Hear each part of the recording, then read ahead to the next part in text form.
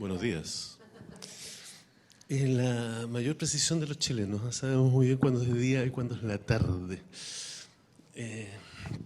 Para el resto ya no somos tan precisos, pero bueno, ya es algo.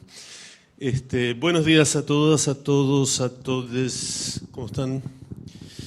Estamos hoy día aquí en esta cátedra Bolaño con la escritora francesa Chloé Delhomme, con quien ya hicimos un diálogo, una conversación ayer en el contexto de un taller de narrativa, con el taller de narrativa del profesor Bizama.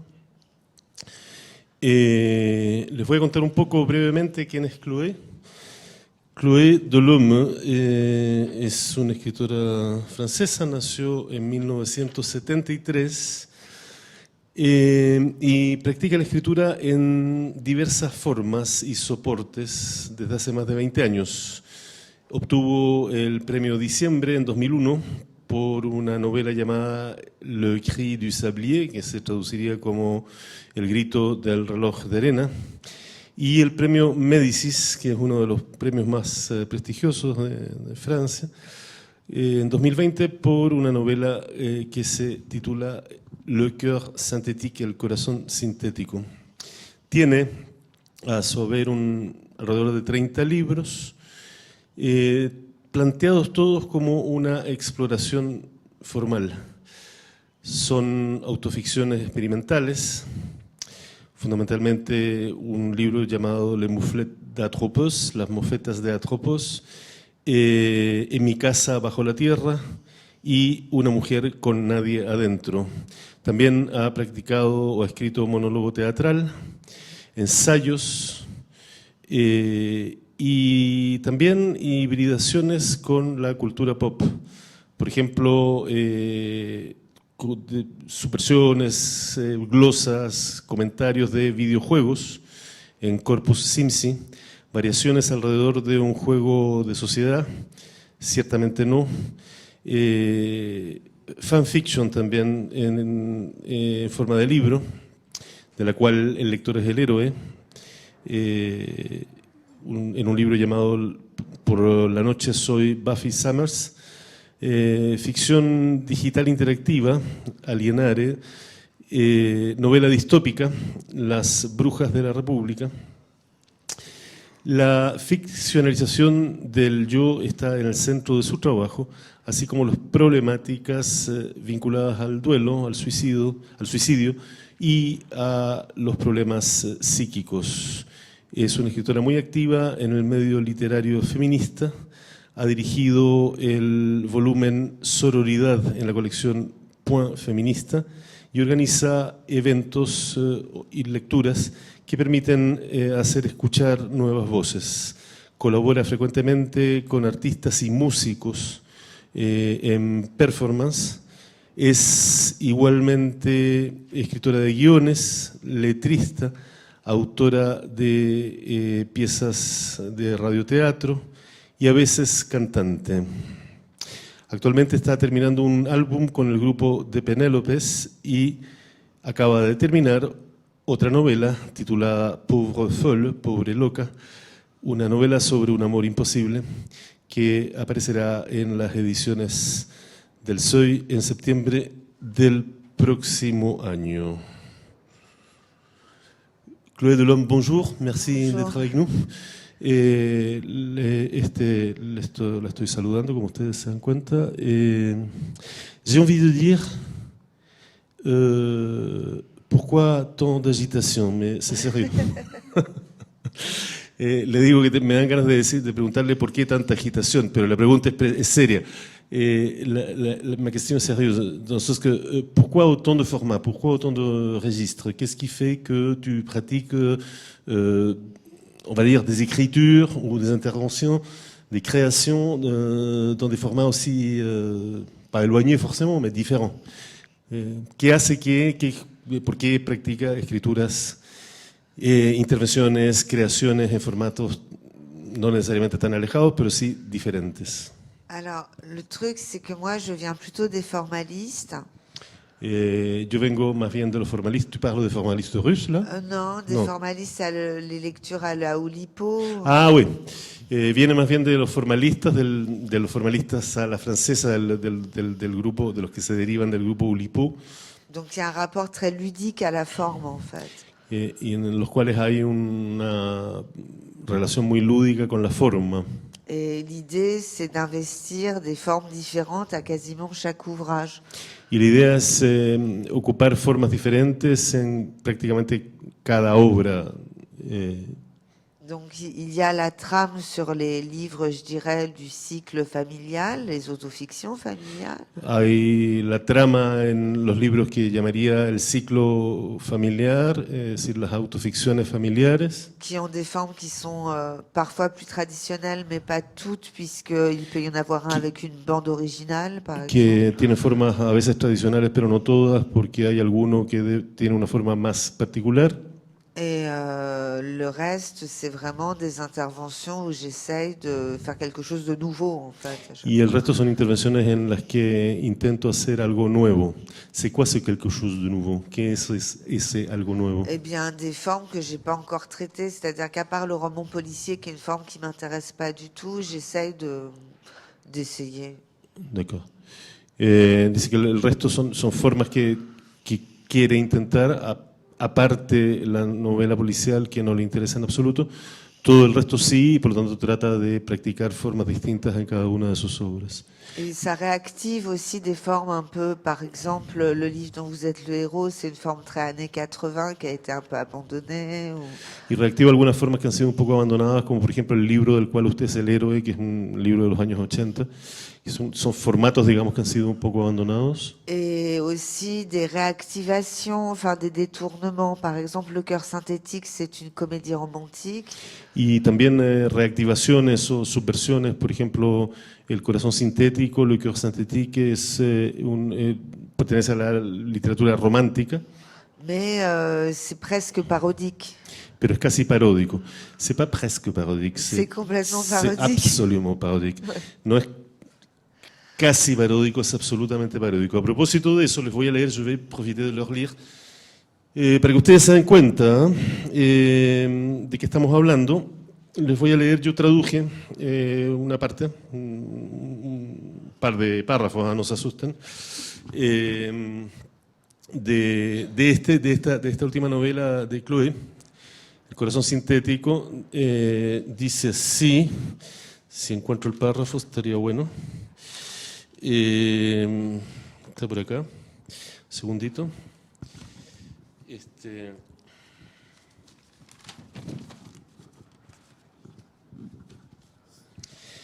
Comienza así, dice: el corazón de Adelaide golpea dolorosamente, como si hubiese sido frotado con papel de lija.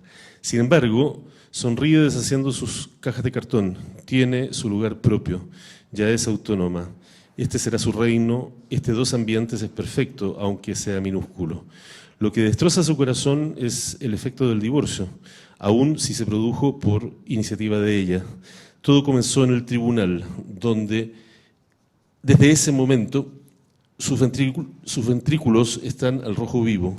Adelaide lo siente y piensa que su corazón cambia de piel, últimos jirones del amor que sentía por Elías. Bajo ellos, una piel enteramente nueva, a la espera de otras emociones. Y luego, un par de párrafos más tarde, hay otro texto que se llama Salir esta noche, y dice así: la mitad de agosto transforma a París en una ciudad cementerio. No hay ni un solo ruido. El olor del asfalto quemante hace pensar en el humo de un incinerador. Adelaide se aburre, está desconcertada. Sus amigas están todas en vacaciones. Quisiera tanto salir esta noche, pero no tiene nadie que la acompañe. Elías era más que casero, no tenía ninguna vida social, nunca una fiesta ni una cena. Adelaide aspira a gozar de su libertad. Ha pasado la tarde leyendo en un café, esperando sinceramente que se encontraría con alguien. El azar no existe, por tanto, más vale organizarse. Es evidente que nadie ha prestado atención a una mujer de 40 años, incluso si está muy bien vestida y sentada en una terraza. Ha bebido 4 Coca Lights, ha fumado 16 Lucky Strikes, ha terminado una novela a la moda de la que ha pensado lo peor.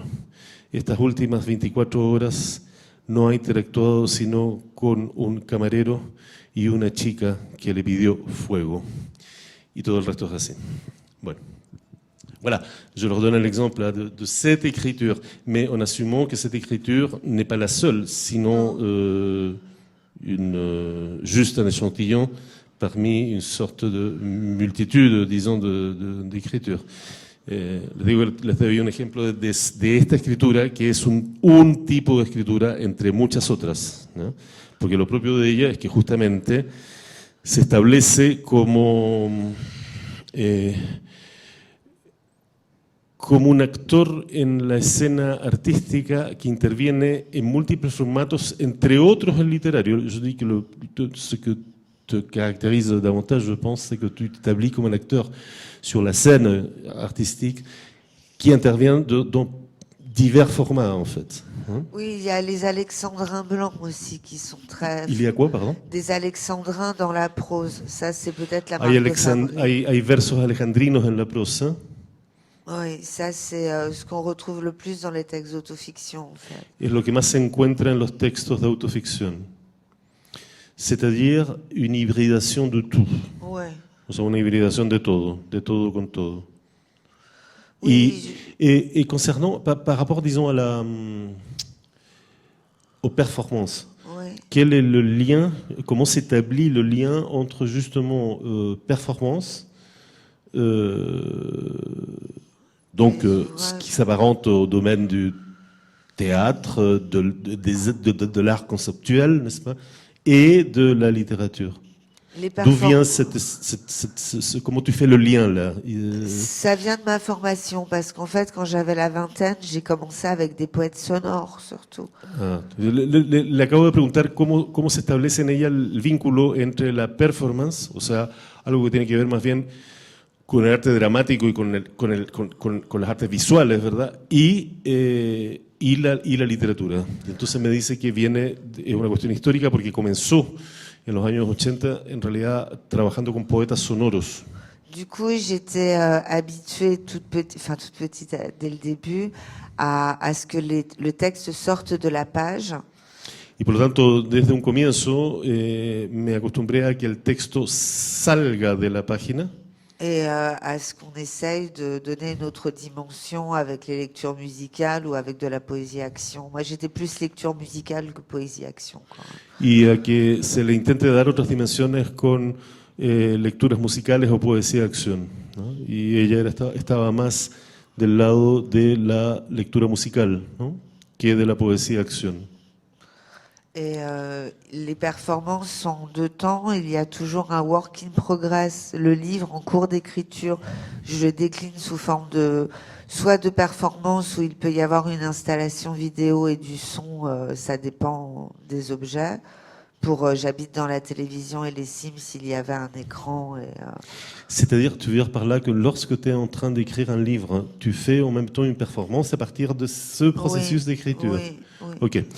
Dice que cuando está escribiendo un libro, en el proceso de escritura de ese libro también hace una performance durante ese proceso. Et après, il y a les performances qui sont restitutives. Y luego están las performances que son restitutivas. ¿Restitutivas de quoi? Une fois que l'ouvrage est écrit, c'est d'autres types d'extraits que je vais prendre, de tricot. Que consiste en que una vez que el libro está escrito, va a tomar otros textos, fragmentos de ese libro escrito para hacer otra performance. Pour le cœur synthétique, il y a un disque que j'ai fait en même temps. En el caso del corazón sintético, hizo un disco al mismo tiempo. Un disque chanté par toi? Ouais. Un disco en el que ella cantaba. C'est de la synthé. Et tu te souviens de ces chansons? Pardon? Tu te souviens de ces chansons? De ce que tu chantais, ou c'était le texte que tu chantais? Non, c'est des chansons. C'est de la synthé pop très 80s. Son canciones escritas especialmente para el libro, no son parte del texto del libro, sino canciones que ella escribe, que son canciones pop Et ça s'appelle Les fabuleuses mésaventures d'une héroïne contemporaine, le disque. Y el disco se llama Las fabulosas desventuras de una heroína contemporánea. Et Et tu pourrais en Adélaïde... chanter une ou pas? Ah non, Ah. non, je suis une chanteuse de Ça- studio. No, mais bon, écoute, le pregunto si podría cantar una, dice que no. Et c'est les aventures d'Adélaïde dedans. Et du coup, la performance qui allait avec la sortie du livre, il y avait extraits de livres et des chansons. De acuerdo, Avec son des las clips aventuras aussi. de Adélaïde que son puestas en canción, digamos. Et les chansons, tu mettais en chanson, en paroles de chanson, la C'est- sortie du livre aussi. Oui, c'est sorti en même temps. De acuerdo. C'était comme Ok. un miroir. Y ponía digamos, había canciones también sobre la publicación del libro. Et là, ça Y sera aparecieron al pareil. mismo tiempo, el libro y el disco. Ça sera pareil pour Pauvre Folle. Là, il y a Y era lo mismo con la próxima novela que se llama Pobre Loca. Là, c'est un peu différent, c'est que l'héroïne de Pauvre Folle enregistre un disque à un moment donné où elle utilise sa douleur d'un amour impossible dans le disque et le disque sortira. Et donc le disque que la protagoniste en fait protagonise, pour ainsi dire, c'est le disque que Oui, les lecteurs pourront écouter, entendre, etc. exactement. D'accord. Dice que en esa novela la protagonista graba un disco, de hecho, basada en su pena de amor y en su etcétera, y ese es el disco que luego va a aparecer como correlato o complemento de la novela, ¿no? Après, sur les performances, il y a eu le cycle sur les sorcières de la République où là, c'était différent. En las performances también estuvo el ciclo que se llama Las Brujas de la República. Où là, il s'agissait, j'étais avec souvent des artistes contemporains qui me passaient une sculpture, une installation. Y ahí trabajaba con artistas contemporáneos que me pasaban una escultura o una instalación. Et j'incarnais la Sibylle, qui était une sorcière qui est dans le livre. Y yo protagonizaba la Sibila, que es una bruja que está en el libro. Et j'avais des interactions avec le public. Y tenía interactuaba con el público. Donc tu te présentais avec ça, en fait. Oui, j'étais avec j'étais déguisée. Me presentaba disfrazada. C'était comment le déguisement? En sorcière, robe noire, cheveux crépés. On s'amuse. Hein. Se disfrazaba de bruja con un vestido negro y el cabello ensortijado, qué sé yo. Et je demandais aux gens, il y avait tout un dispositif, et à la fin, ils devaient écrire soit un vœu, soit un mot qui les emprisonnait. Y al final le pedía al público que escribiera ya sea un deseo, ya fuera un deseo o ya fuera una palabra que los aprisionaba. C'est quoi un mot qui t'emprisonne? Bah, je sais pas, par exemple, peur ou enfin les mots qui symbolisent l'incapacité d'action des gens, quoi. Chacun a le sien. Sí, dice una palabra que le pregunto qué es, para ello una palabra que te aprisiona, dice por ejemplo la palabra miedo o las palabras que simbolizan la incapacidad de acción. Ça de peut los être patriarcat. Podría ser patriarcado. En parlant de patriarcat, justement, hablando de patriarcado justamente, tu interviens beaucoup sur la scène féministe. Chloé interviene mucho en la escena feminista francesa, parisina.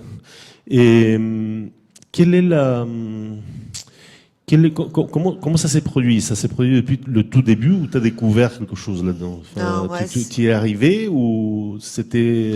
Dès le début, en fait, on considère... Digo, ¿cómo se produjo? ¿Cómo llegó a eso? Si era una idea que tenía de siempre o llegó a ello, digamos, por una... Dice que desde el comienzo... J'employais pas patriarcat, mais phallocratie à l'époque. Claro, no empleaba la palabra patriarcado, sino falocracia.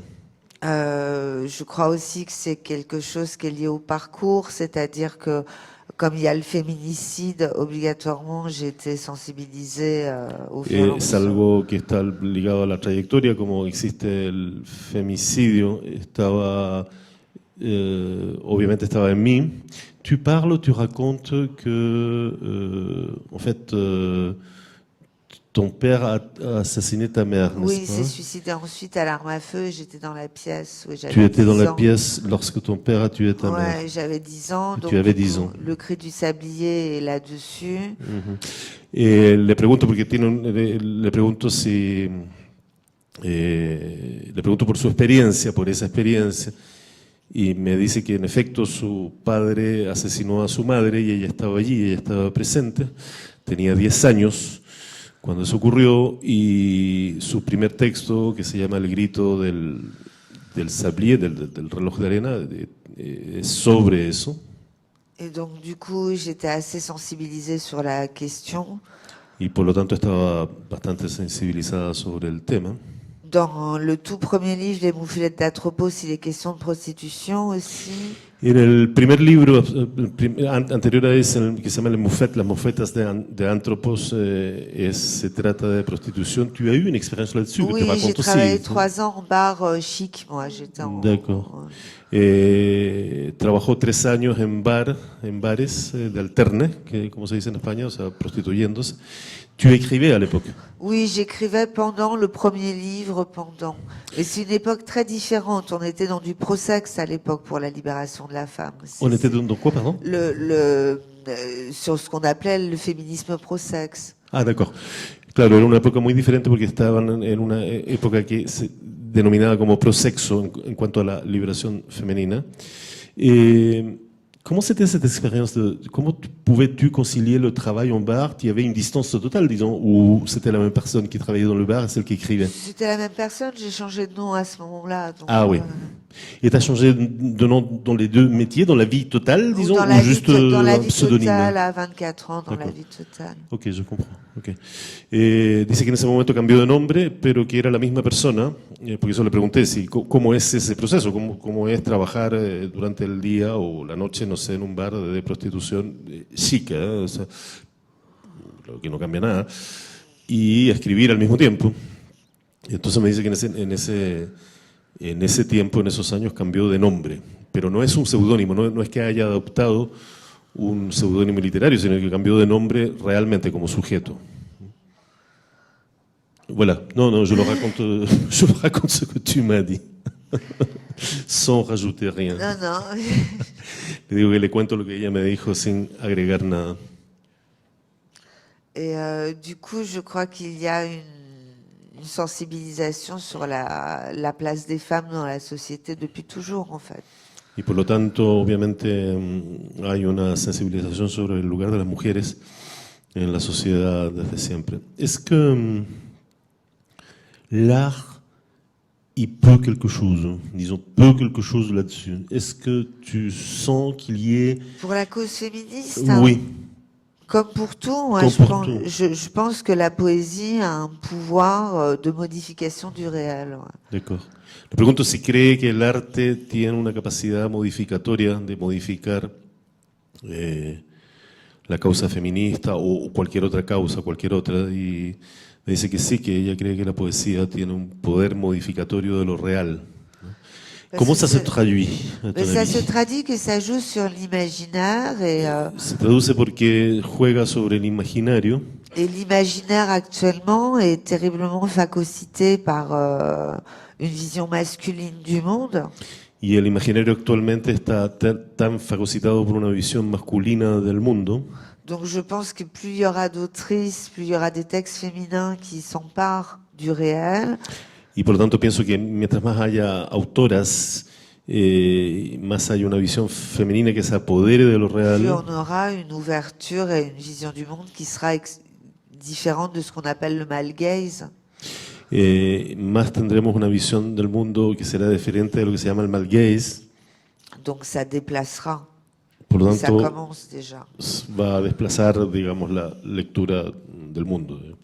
Est-ce que tu sens que la lutte féministe a changé dans ces années, disons, est-ce que ça s'est amplifié, est-ce que ça s'est... Comment ça s'est modifié, cette lutte, depuis les années 80 jusqu'à aujourd'hui? Dans les années 80... Le pregunto, je me traduis. Le pregunto si siente que la lucha feminista ha cambiado y cómo ha cambiado esa lucha desde los años 80 hasta hoy día. Dans les années 80, c'était le début de ce qui va donner l'intersectionnalisme après. En los años 80 ocurría el comienzo de lo que luego se llamó el interseccionalismo, La cause LGBTQIA+, la causa LGTQB y más, et surtout le pro-sexe. y sobre todo el prosexo. Mon corps m'appartient, je fais ce que je veux de mon corps et ça pousse. Mi même cuerpo me plus loin. pertenece, hago lo que quiero con mi cuerpo. Et le pouvoir venait d'une maîtrise de son corps et de sa sexualité. Y el poder venía de maîtrise, hein, j'allais traduire mal, enfin, no es control, es posesión, digamos, de mi cuerpo y de mi sexualidad. Et nous n'avions pas conscience à ce moment-là, enfin moi j'étais un peu jeune, mais pour celles qui travaillaient, de l'aspect systémique en fait, qui est venu après sur la De notion la especificidad, ¿cuál? systémique du système.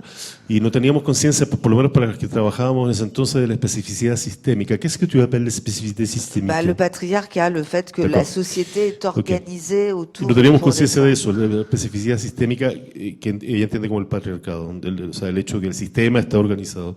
Depuis allí. MeToo, depuis 2019, il y a une prise de conscience globale sur le fait que le monde appartient aux hommes comme les corps qui s'y trouvent. Desde MeToo, desde el 2019, hay una especie de conciencia de que el mundo pertenece a los cuerpos como pertenece a los hombres que se encuentran en él. Que la prédation, l'impunité sont des données récurrentes aussi. Y que la predación, la depredación y la impunidad son datos recurrentes. Donc du coup, c'est une autre façon de travailler. Par exemple, en France, la prostitution est plus du tout perçue comme un outil d'empowerment. Y por lo tanto hay otra manera de trabajar. Por ejemplo, en Francia, cuando tu dis travailler, tu parles de la prostitution ou du travail féministe? Non, les travailleuses du sexe, on considère que toute passe est un viol tarifé. Hein, D'accord. Ouais. Por lo tanto, la prostitución, el trabajo, digamos, con el cuerpo es considerado como una violación tarificada, pagada. Ça a beaucoup changé à ce niveau-là. Après, il y a aussi... Cambió mucho desde ese punto de vista. Il y a un axe, dirait-on peut-être, un certain puritanisme qui s'est emparé de la lutte féministe ou pas? Non, depuis moi MeToo. je pense Pregunto pas si hay un cierto eje puritano que se haya apoderado de la lucha feminista desde MeToo o no. ¿Cómo lo siente ella? C'est pas du puritanisme, je pense que c'est de la... Comment est-ce qu'on pourrait dire ça? Elles sont vigilantes. No creo que sea puritanismo, pienso que son vigilantes. Et c'est vrai qu'il est très difficile de tenir un discours pro-prostitution quand on est au courant du patriarcat. Y es verdad que es muy difícil tener, digamos, pronunciar, hacer o elaborar un discurso pro prostitución cuando se está al corriente del patriarcado. Il est difficile de se dire qu'on va... l'idée du féminisme par la pédagogie est de faire en sorte que les hommes réfrènent leur pulsion et... La idea del feminismo por la pedagogía es hacer de tal manera que los hombres refrenen su pulsión. Donc du coup, c'est vrai que c'est compliqué. Y por lo tanto es verdad que es complicado. Donc là, dans ce contexte-là, comment tu agis? Qu'est-ce que tu fais? Disons, du point de vue de la lutte féministe, tu fais des rencontres en fait. Oui, je fais des rencontres. Pregunto qué es lo que hace ella concretamente, politiquement, tu vois, dans le sens... Oui, mais moi c'est lié plus à l'écriture aussi. Oui, non mais ça, j'en viens. On va en venir. C'est-à-dire, justement, ce qui m'intéresse, c'est d'explorer avec toi un peu le lien entre politique et écriture. Voilà. Escritura y política de la escritura. Lo que le digo es que me interesa explorar con ella es el vínculo entre política y escritura. ¿Ya? Política de la escritura, escritura de la política. En este ámbito. ¿No? Voilà, et je te pose la question. Donc, déjà, sur le plan social, disons, sur le plan politique, dans le sens de la police, pas de la police CE, hein, oui, de la police grecque, Qu'est-ce que tu fais? Raconte-nous un peu. Moi, je sais ce que tu fais, mais raconte-nous pour Alors, qué es lo que hace en el plano político, concretamente. Desde ese punto de vista. moi, mon angle, ça a été la sororité. Mi ángulo, dice, es la sororidad. Es un concepto que existe. Ustedes conocen. Bueno, el concepto viene de la palabra sœur, hermana en francés. Parce qu'il faut des outils d'action. Porque es necesario tener herramientas de acción. Et je pense que l'alliance entre femmes, dans n'importe quelle situation, est un vrai outil efficace. Y pienso que la alianza entre mujeres en cualquier situación es una herramienta eficaz. Ça peut être dans mes bien chères sœurs, l'essai que j'avais fait sur la sororité. Puede ser, por ejemplo, en mis muy queridas hermanas, el ensayo que hice sobre la sororidad. Il y avait toute une histoire de la sororité et une petite astuce pour quand on se retrouve à... faut être au moins 3 parce qu'à 2 c'est déjà plus compliqué. Había todo un ensayo, laissez-moi traduire un peu, había todo un ensayo, toda una historia de la sororidad y incluía una pequeña astucia para la cual hay que ser por lo menos 3. Voilà. Et quand on est en situation où il y a une sortie de route, je sais pas comment on dit. En fait, Cuando se está en situación y hay alguien que derrapa, avec un interlocuteur qui tient des propos sexistes. con un interlocutor que dice, profiere, etcétera, frases o etcétera sexistas. Moi, je pense que c'est par l'humour qu'on peut s'en sortir. L'humour est Yo une pienso bonne que arme. uno puede contrarrestar eso mediante el humor. Et du coup, il y a une expression que je préconisais à employer qui était badaboum. Y por lo tanto yo preconizaba que empleáramos una expresión que era badaboum, mais toutes les trois en même temps, Ouais. Et comme une ça sorte marche. de sorcellerie justement. Ouais, ça marche bien en fait. On l'a fait à plusieurs Dice que reprises. tenían que decir las tres al mismo tiempo badaboum, así como una especie de conjuro. Et ça déstabilise la personne, enfin l'homme, qui se rend Y eso compte. desestabiliza a la persona, es decir, el hombre que acaba de tener una frase sexista o etc. Et il y a où on peut crier, on est en 2022, ou on Se trouve puede des gritar, solutions. estamos en 2022, etc. Est-ce que tu as eu du succès avec ça? Avec cette technique, Oui. oui, ça a été, ça a un Le peu pregunto si tuvo circulé. éxito con esa técnica.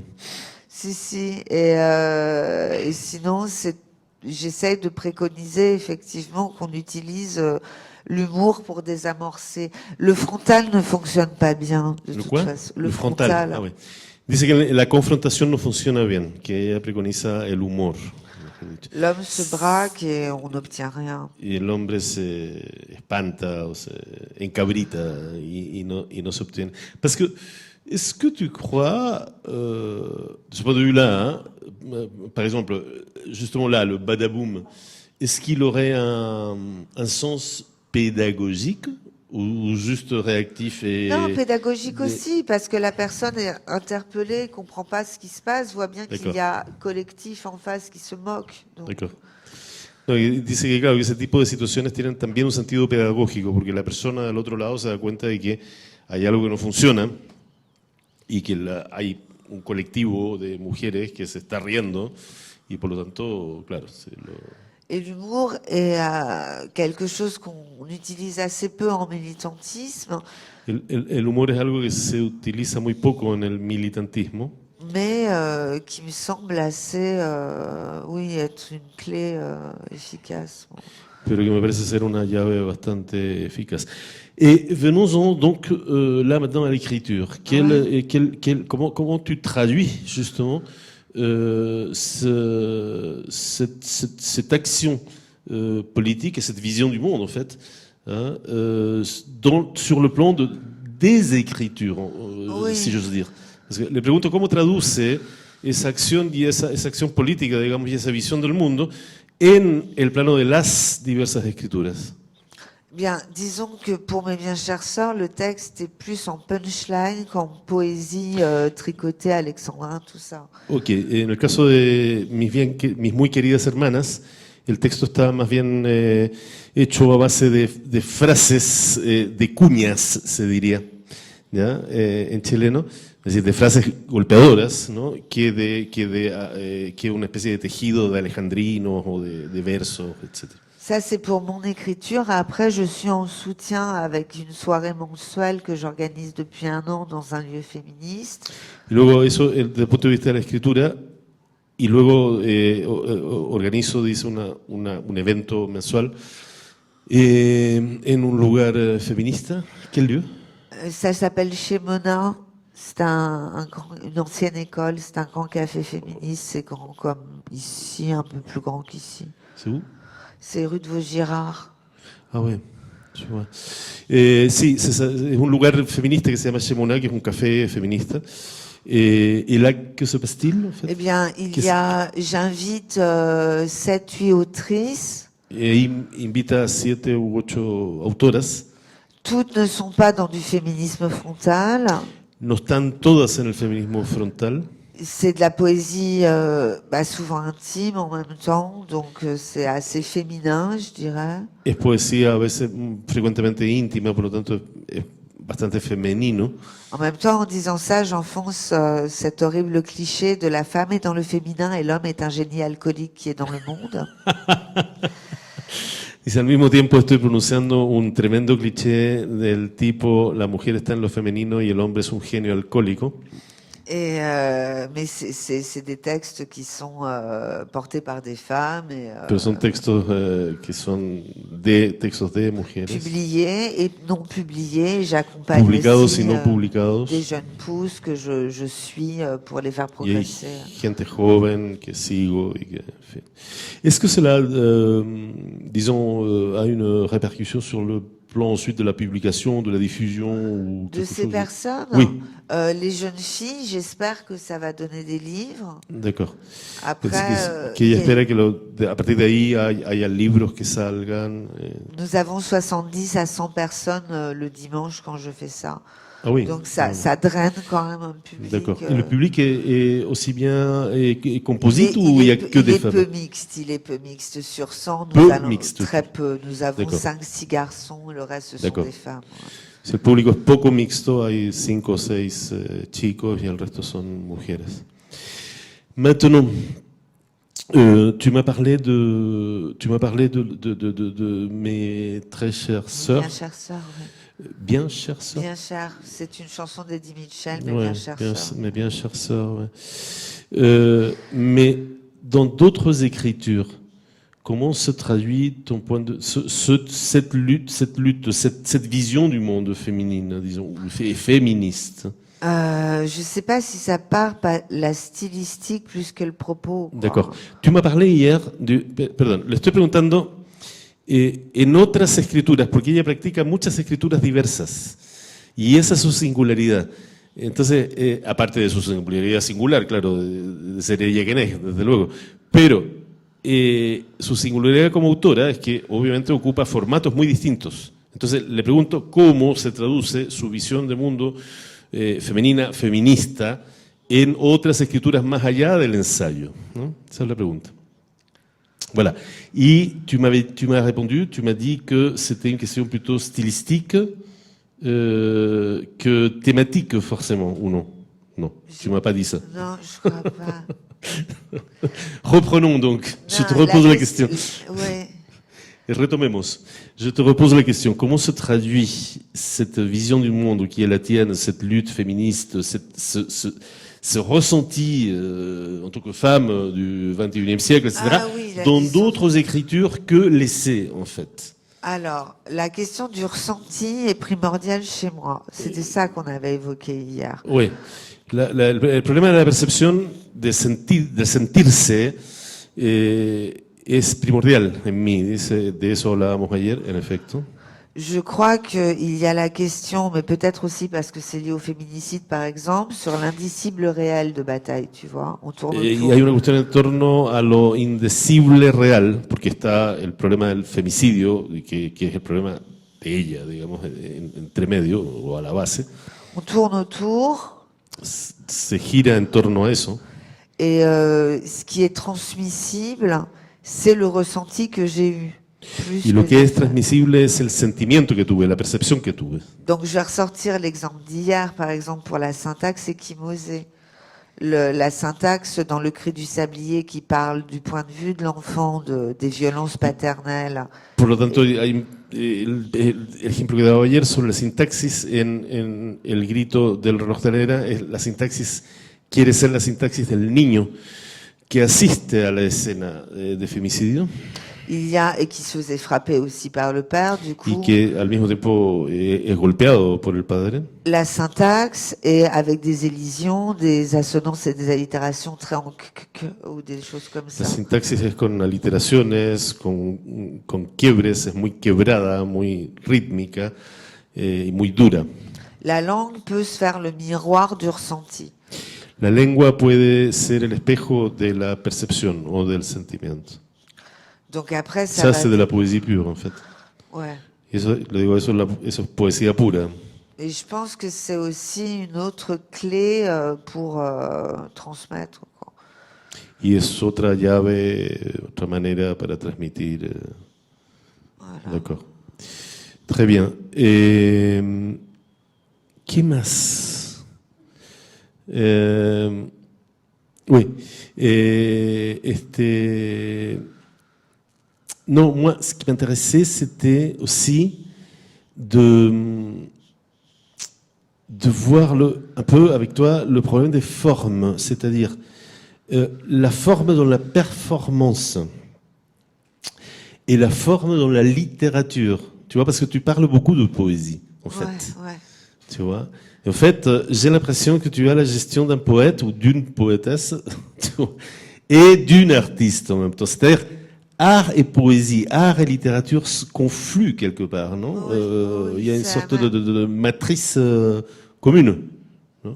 Oui. Le pregunto por la forma, porque a mí lo que me llama la atención es que tanto en la performance, o sea, en la actuación, ¿ya? En la representación mediante el cuerpo o la actuación, como en la escritura, lo que ella pone por delante es justamente la forma, una forma. Entonces, hay como una matriz poética en todo su quehacer, digamos, creativo, artístico. Eso le pregunto. Je crois que le mot-clé, c'est expérimentation, en fait. Creo que la palabra clave es experimentación. Chaque objet est l'occasion de... Le résultat, je m'en fiche, en fait. Cada objeto me da lo mismo el resultado, pero es la ocasión de... L'important, c'est que chaque livre, soit ou texte, court, soit un laboratoire.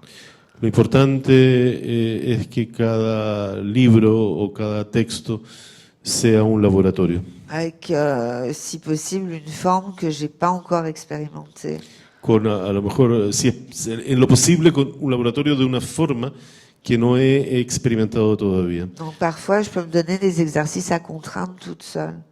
Por lo tanto, muchas veces me autoimponía ejercicios sola. Voilà. Très bien. Merci beaucoup. Non, mais c'est vachement intéressant ce que tu dis. Parce que là, tu es une digne héritière aux filles de l'Oulipo, en effet. Complètement. C'est mes chéris. Ah ouais, bien sûr. Le digo que ahí, diciendo eso, o sea, ahí se revela la hija del Oulipo, que era un movimiento, ¿verdad?, de literatura experimental de los años 50 en Francia, 50, 60, etc. De donde nacen o pasa mucha gente por ahí, ¿no? Como, no solo franceses, ¿no? Pero Perec viene de ahí. Je leur raconte un peu ce que c'est que l'Oulipo, parce que ils savent pas forcément tous. Et donc, Georges Perec viene de ahí, la Marguerite Duras pasó por ahí, incluso Italo Calvino pasó por ahí, ¿no? Y al mismo tiempo, para nosotros latinoamericanos hay algo bien singular, que es que Cortázar, je parle de Cortázar, Jules, l'Argentin, Cortázar estaba en Francia ya en esa época en que el Oulipo era la dominante de alguna manera. El Oulipo la llevaba, como se diría en chileno, ¿ya? Entonces, no es raro cuando uno lee a Cortázar toda esta propuesta formal, ¿verdad? En sus cuentos, en sus novelas, tiene mucho que ver con Oulipo, en definitiva. Bueno, ella es una heredera digna del Oulipo. Me gustaría hablar, j'aimerais bien qu'on parle, avant de passer aux questions, j'aimerais bien qu'on parle un peu des jeux vidéo, qui est une autre forme en fait. Oui. Comment c'est venu dans ta boîte à outils en fait? Comment enfin, c'est devenu depuis le début? Tu as intégré ça après? Comment ça s'est passé? Le pregunto que, o sea, le digo que me cuente un poco sobre los videojuegos, porque ella es una experta en videojuegos, etcétera, etcétera, y le pregunto cómo ocurrió eso, si estaba ya en su caja de herramientas o lo descubrió después, lo integró después, etcétera. Alors, les jeux vidéo, je pratiquais beaucoup en tant que gameuse dans les années 90. Practicaba mucho como gamer durante los años 90. J'ai fait de la critique de jeux vidéo. 80, pour gagner perdón. ma vie. Hice crítica de videojuegos con ça, pardon, je n'ai pas entendu. Je crois que c'était Dans les années- 97. Ça, hacia los años 97. Et du coup, j'ai glissé sur le détournement du jeu. Y por lo tanto me fui yendo hacia la parodia o subversión del juego. Les premières fois, c'était de façon informelle, sans vraiment qu'il y ait du public, avec des amis, où on a hacké, enfin hacké, c'est pas... Las primeras veces era de manera informal, sin que hubiese público, con amigos, hackeamos una manera de hablar. C'est un jeu qui s'appelait Counter-Strike, qui est un Un jeu juego en que se ligne, llamaba Counter-Strike. et on faisait des citations de Guy Debord en bloquant le jeu. Y hacíamos citas de Guy Debord, el situacionista, digamos, bloqueando el juego. Ça, c'était rigolo. Et après, Eso era divertido. j'ai travaillé sur les Sims, qui est, Y después trabajé en los Sims, où là, j'avais mon avatar et où, y ahí tenía mi avatar. et où du coup, c'était des scénettes Y un entonces peu eran- oniriques, symboliques, avec eran mon avatar, Pequeñas escenas un poco oníricas, simbólicas, qui était sur écran derrière avec... proyectadas en pantalla detrás. il y avait de la musique et, Con et música. du texte. Et il y a un livre au final qui est sorti qui s'appelait Corpus 6. Y al final había un libro que apareció y tout cela c'était une sorte de performance quoi. Enfin, 2002-2003, oui, il y en a eu 2002, 2013. douzaine en tout. Alrededor de unas 12 performances de ese estilo. Bueno, ahí está la panoplia de la caja, el terreno de juegos, diría yo, vastos de Chloé Delhomme. Voilà, je dis que voilà ton terrain de jeu qui est vaste. Y por lo tanto, creo que sería un buen momento de hacerle preguntas si ustedes tienen alguna, o alguna reflexión, o lo que quieran decir.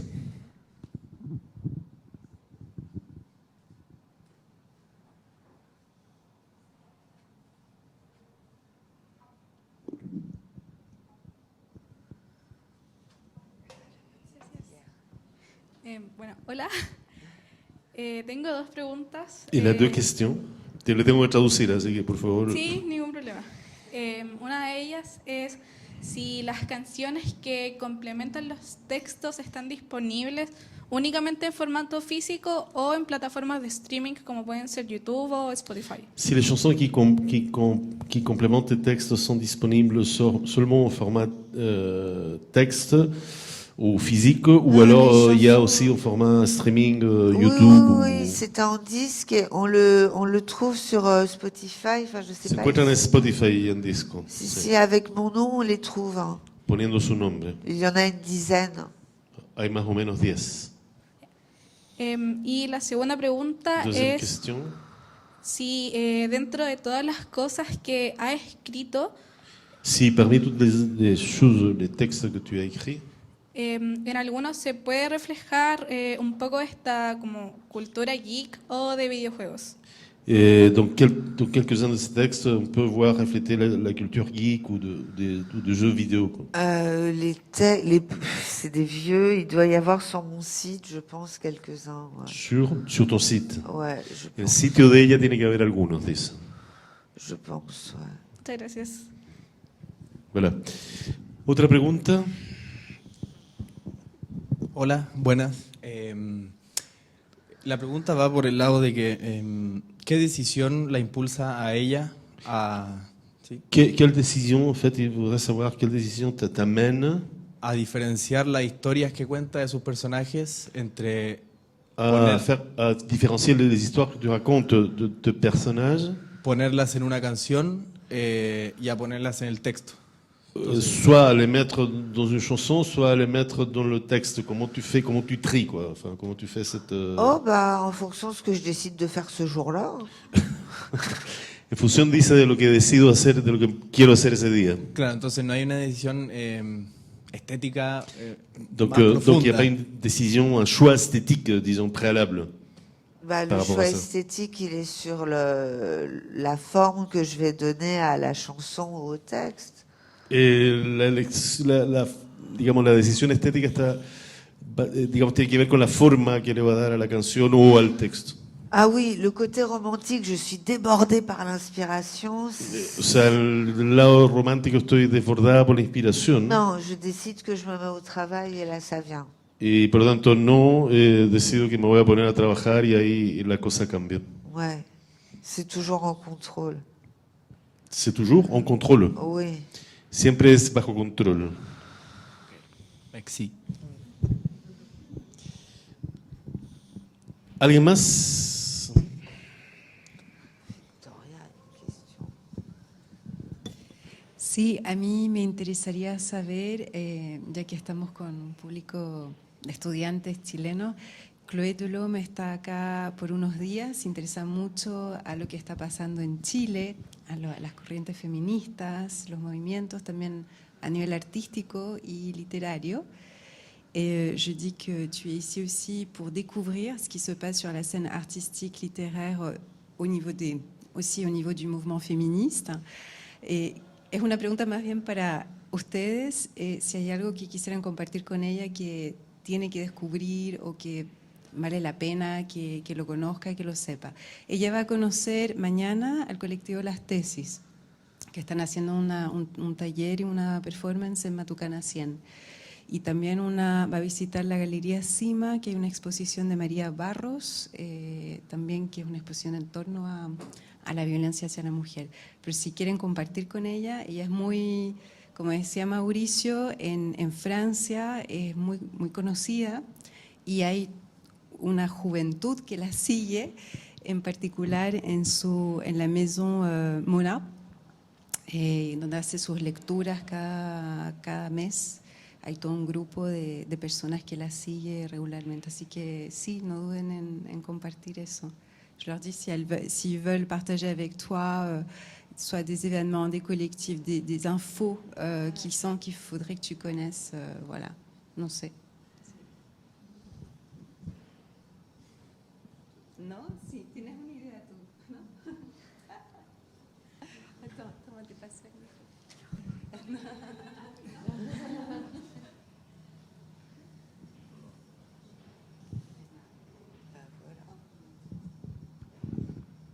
¿Alguien la quiere invitar a alguna parte?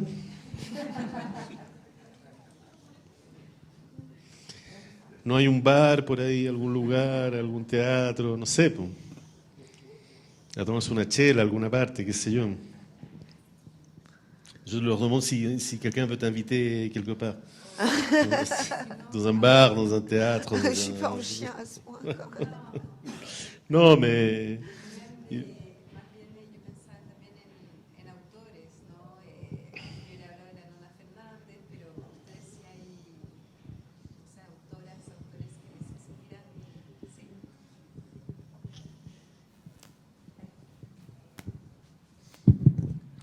Hola de nuevo. Hace un tiempo leí una autora francesa, Colette. Ah oui, oui. Il dit que ça fait un temps, il a lu il y a un certain temps Colette. Colette, ouais. Autora, claro, performática también. Y quería saber si, claro, existe alguna influencia directa que ella pueda obtener de ella. Il voudrait savoir si toi, tu considères qu'il pourrait y avoir une influence de Colette sur... Influence, non, mais c'est un récit intime qui date... c'est une famille, on va dire. C'est une arrière-grand-mère. Sí, no una influencia directa, pero ella diría que es una familia, que es de la misma familia, que es una especie de bisabuela. Sur l'aspect biographique. Sur l'aspect de... Biographique. Claro, L'utilisation de la desde el punto de bio. vista biográfico. ¿Y qué opinión tiene ella sobre como el recibimiento que pudo tener esa autora Colette en Francia mismo? ¿En su momento, dices tú? ¿En su momento cuando Colette comenzó o ahora? O sea, claro, y también ahora en los tiempos de ella. Ah, et quel serait ton avis sur la réception de Colette ou la lecture de Colette là maintenant, comment elle est considérée, C'est disons. institutionnel, Colette. Ah, d'accord. Oui, vraiment, tout le monde a lu, tout le monde considère que le travail. Mais vous dans le mouvement féministe, Non, elle est pas tellement. D'accord. Elle remonte pas tellement. C'est pas un référent, disons. Dice que es institucional, Colette, que todo el mundo lo ha leído y que en el mundo feminista, en el movimiento feminista, no es un referente hoy, digamos. No. A pesar, malgré le fait que vous la reconnaissez comme quelqu'un de la famille, comme tu dis. Ouais. J'imagine que Elsa Triolet, c'est un cas plus ou moins similaire ou de femme. Elsa Triolet est moins visible. Oui. C'est plus les littéraires que les féministes. Hein. C'est les littéraires et les intellos, j'imagine. Ouais, les intellectuels en général. Plus les intellos même que les littéraires, ouais. Pour Elsa Triolet. Non, parce qu'elle est très particulière, elle, comme... Ouais, rapport à Ragondin, c'est différent. Donc, il y a... Parce que la question qu'il pose, lui, elle n'est pas inintéressante du tout, dans le sens que... Voilà, j'aimerais abonder sur cette question-là, en fait, en te posant la question suivante. Quel est le rapport du mouvement féministe français? Quels sont vos référents précédents, disons? Monique Wittig. Monique Wittig. Ouais. D'accord. Me pregunto cuáles son sus referentes anteriores, porque la pregunta que sea es súper buena en realidad. ¿Te fijáis? ¿Cuál es, si Colette, que es una escritora mujer, que tuvo un éxito súper importante, si para ellos era un referente, y ella dice que no, que, en fin, que es de la familia, pero que no es considerado un referente del movimiento, etc. Ouais, c'est Monique Wittig, et sinon c'est des symboles qui remontent à beaucoup plus haut, comme Olympe de Gouges. Donc moi j'affectionne beaucoup Valérie Solanas, mais c'est encore autre chose. D'accord. Son otros símbolos, Olympe de Gouges, etc. Ya, perfecto. Dime. Yo le tengo recomendación. Ah, il y a une recommandation pour toi. Es una escritora nicaragüense, eso sí. C'est quizás la une conoce. écrivaine nicaraguayenne. Gioconda Belli. Gioconda Belli. Gioconda Belli, tu la connais pas? Non. Bah, je te écrirai après son... Y hay otro libro que es Mujeres que corren con los lobos, de Clarisa Pincola. Ese también es Clarissa como una Pincola, recomendación. Mujeres que corren con lobos. Ah, la femme avec les loups. Ah si, j'ai lu alors, avec les loups. Oui.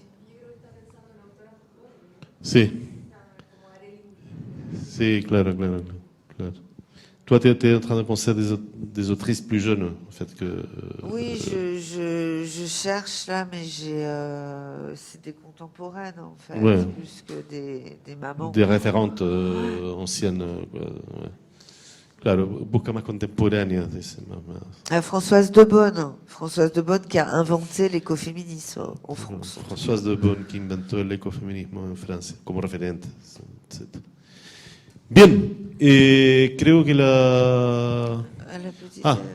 Hola, yo quería hacerle una pregunta como siguiendo la rama de recomendaciones de libros, como cuáles fueron sus referentes, también se lo pregunto a usted, pero sus referentes como que le impulsaron en la rama de feminismo para escribir. Yo también me quiero... Quels ont été tes référents du point de vue du féminisme pour écrire? Quels ont été... Non, mais vraiment le Scum Manifesto de Valérie Solanas, Promar, quoi. Vraiment. Le quoi, pardon? Le Scum Manifesto. Ah, le Scope Manifesto. De Valérie Solanas. De Valérie Solanas. Y eso para ella fue... Fue como todo lo que le impulsó a su literatura. Sí. Eso dice.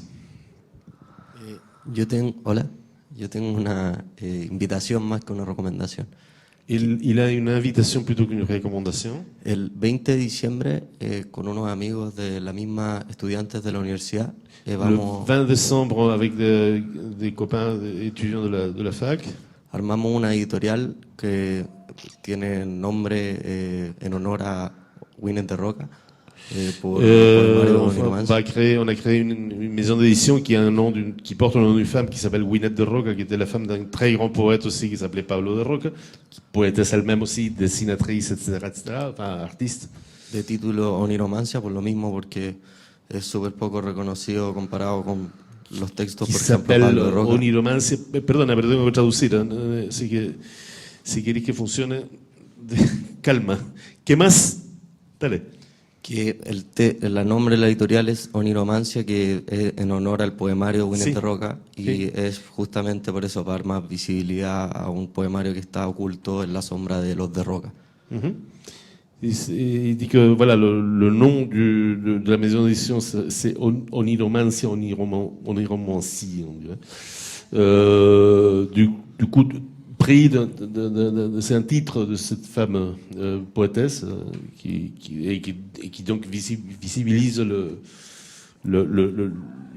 la vie et l'œuvre de cette femme dans le contexte. Il faut dire que les de Roca, c'était une famille très importante, donc de poètes, d'artistes, mais très dominée effectivement par l'ombre tutélaire du grand poète Pablo de Roca, etc., etc. Voilà. Et donc ils font une petite maison d'édition. Así que si le interesa, el 20 de diciembre es como el lanzamiento. Antes vamos Pero a no va a tener... estar acá. Pues. Bueno, entonces Si antes... se va el domingo, no se queda hasta el 20 de diciembre. Ah, o sea. pucha. Si es que tenemos el libro antes se lo podemos dar y porque tiene autores de jóvenes, S'ils por eso peuvent lo te digo. donner le livre, etc., si jamais ils l'ont avant, ils peuvent te le donner. Parce que- Ouais, je vais laisser mes coordonnées parce que je serai à Paris, moi.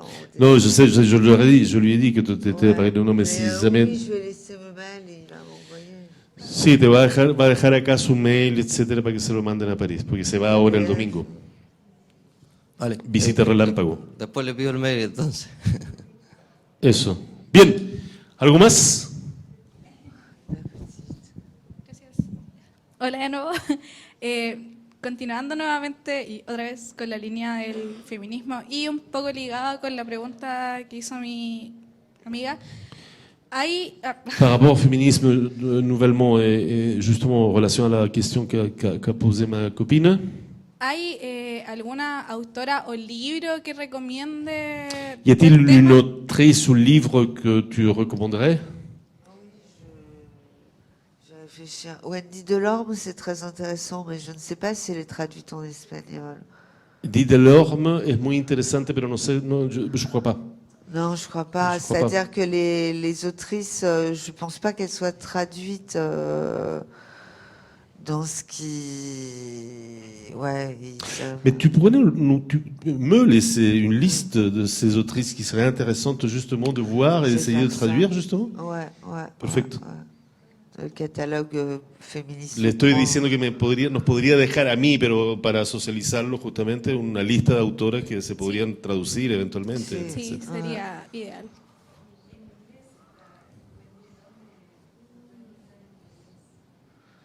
Bien. ¿Alguna pregunta más? No, ningún recado, nada. Bien, entonces, Chloé Delhomme, merci beaucoup Merci. d'être venu jusqu'à chez nous aujourd'hui. Gracias, será hasta una próxima oportunidad. Que les vaya muy bien.